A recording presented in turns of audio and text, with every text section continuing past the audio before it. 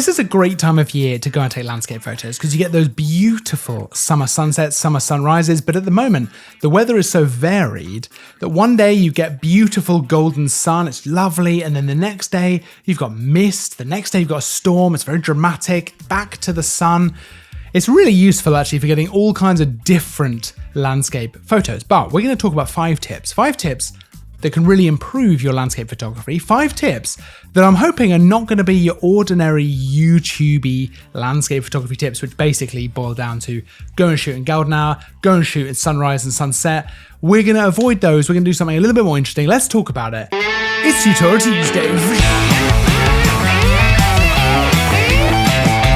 Welcome back to Tutorial Tuesday, where each and every Tuesday we bring you a brand new fresh photography tutorial. This week, like I say, landscape photography. Now, I've been thinking about this a lot because of the different kinds of weather that we have. Normally around this time of year, I'm thinking about the best ways to overcome kind of harsh sunlight. But actually this year, there hasn't been nearly as much harsh sunlight, and we've done videos on that in the past. So I thought to myself, okay, well, what am I really photographing at the moment? And it is a lot of landscape photography, a little bit of portrait, but we'll get into that in the next few weeks. But what have I learnt recently about landscape photography? What am I applying to my landscape photography, which is different to how I would have approached it even just a few years ago? And that's what we're going to dive into, a few lessons that essentially I've learned the hard way over the last few years. So let's just dive straight into it. And the first tip that I want to talk about is a compositional tip, but this is to actually allow yourself more breathing room with your photograph. And I'll explain exactly what I mean by that. I have a terrible tendency to really get fixated on a composition. You know, I find my composition for my landscape and I like to zoom in. I like to get a little bit of lens compression. I like to try and get that kind of look to things, and I go very tight, right? And I'm happy with a lot of the photos that I get, but a lot of the time I get back to the computer and I just wish that I had zoomed out a little bit more, or just had another version of the photo where I had zoomed out. Now, of course, unless you're shooting on film or you have a very, very small SD card in terms of storage, you probably don't have to limit yourself on the number of shots you take, you know, within reason. So you could take that tighter shot, but give yourself a little bit more breathing room. Find the composition that you like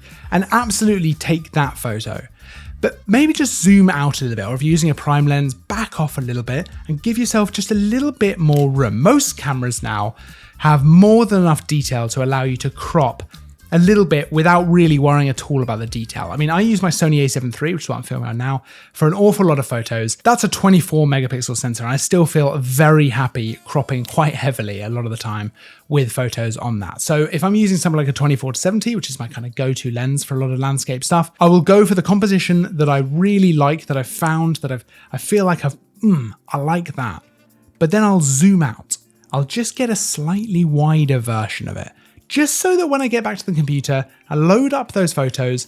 If I don't like the photo that I saw, that initial composition, I've got one that's a bit wider. And if I prefer the way the one that's wide has come out, I can always crop that if I want to. I've just given myself more room to play around later. I've given myself more options for the final photo to be the best version of itself. That's something I've learned the hard way a number of times.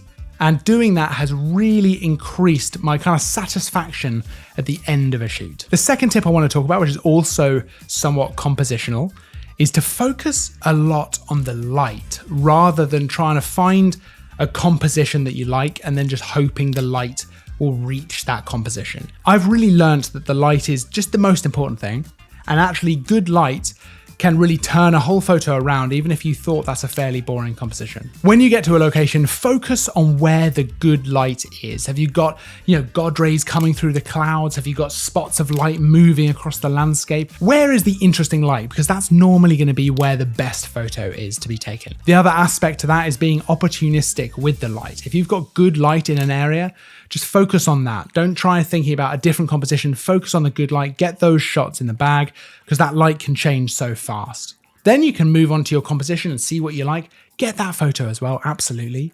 But make sure you're focusing on the light. I have experienced a number of better photos than I thought I would get going out on a shoot by focusing in a completely different area, because the light was better over there. Something to definitely look out for. That goes hand in hand with the third tip I want to talk about, which is get that image that you've got before you even head to the location out of your head. Just get it out of your head. I can't count the number of times I've gone to a location with a specific idea of the kind of shot I want to get, focused entirely on that, and then missed other great shots that were available right there that I just wasn't thinking about because I was so focused, so obsessed with this one shot that I had in my head. The worst part about that is that once you get back, if you haven't nailed that one shot, you feel really like you've let yourself down, which is a crazy way to do it because there's a lot of great shots to go for in every location. For example, this shot, which was taken at Durdledor, is absolutely not the shot that I thought I was going to go for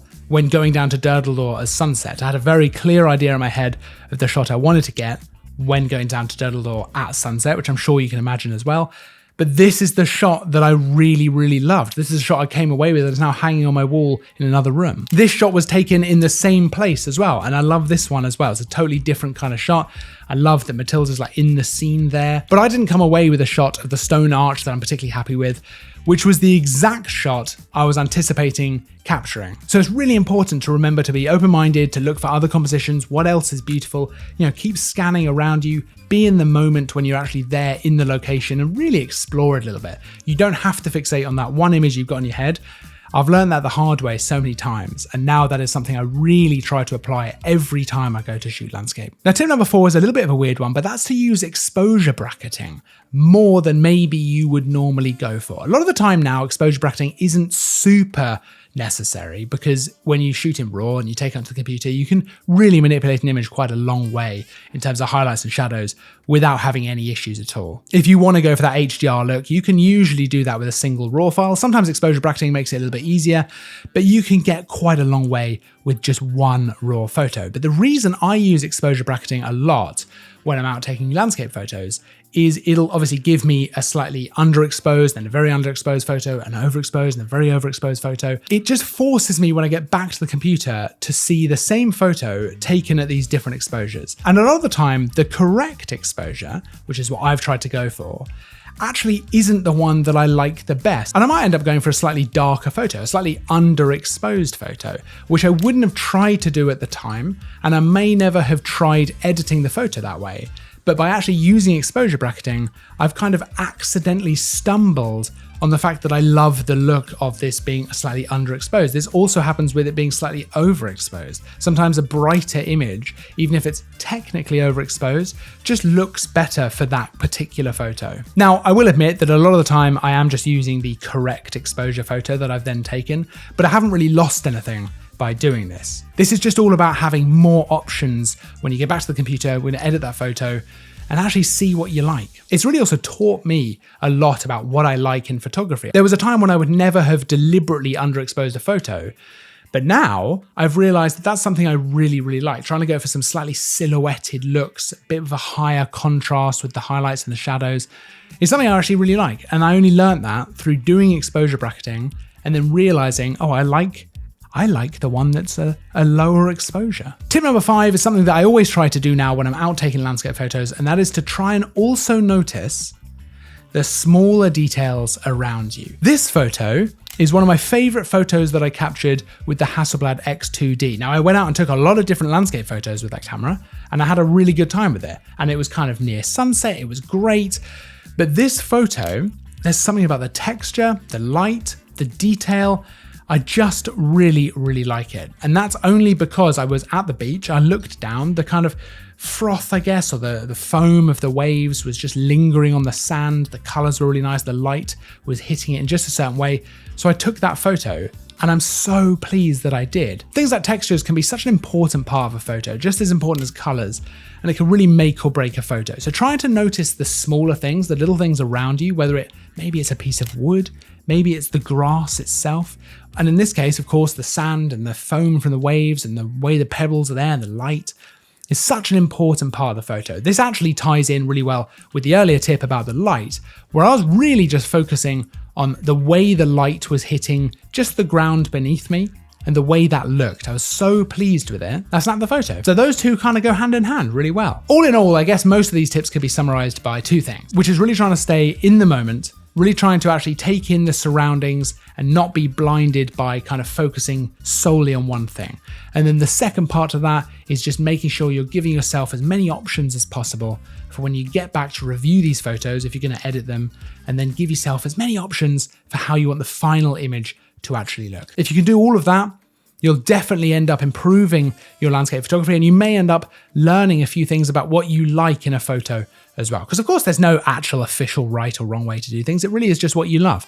So make sure that's the key thing, right? What do you love in a photo? And then do more of that. Now I'll pop a bunch of links to a bunch of the equipment, the cameras and the lenses and all that kind of stuff for a bunch of these photos, this video, all this stuff down in the description so you can go and check that all out. Don't forget to like and subscribe as well because there's new videos all the time. I will see you in the next video.